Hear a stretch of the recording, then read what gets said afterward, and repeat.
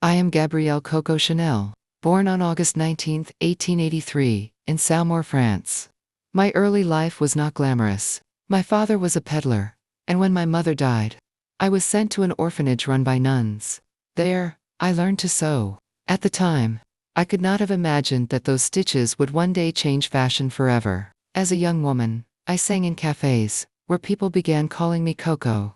I longed for independence, and I was determined not to live the same life of hardship my mother had endured. Through charm, ambition, and relentless drive, I entered circles of wealth and influence, but I was never content to just follow. I wanted to lead. At the beginning of the 20th century, women's fashion was restrictive: corsets, heavy fabrics, and elaborate gowns. I despised these cages disguised as clothing. I believed women should move freely, live comfortably, and still look elegant. So, I began designing hats, then clothes, that reflected freedom and simplicity. In 1910, I opened my first shop in Paris.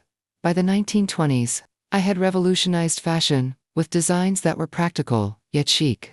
I introduced jersey fabric, once used only for men's underwear, into women's fashion. I shortened skirts, loosened silhouettes, and gave women the ability to breathe. To me, elegance was not about excess, it was about ease and confidence.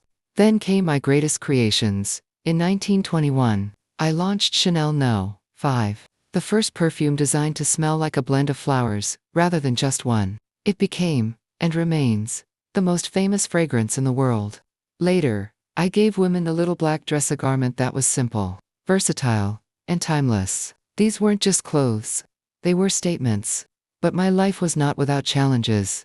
During World War II, I closed my fashion house and faced criticism for my associations during the German occupation of France.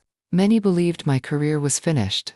Yet, in 1954, at the age of 70, I staged a comeback. My new collection, tailored suits with clean lines, gold buttons, and quilted handbags, once again redefined elegance. Women everywhere embraced my designs, from Paris to Hollywood. I never married, though I loved deeply. My work was my life, my expression, my rebellion against poverty and conformity. I passed away in 1971, at the Ritz Hotel in Paris, where I had lived for decades. Today, the name Chanel represents luxury, sophistication, and independence. My vision freed women from constraints, not only in fashion but in spirit. I am Coco Chanel.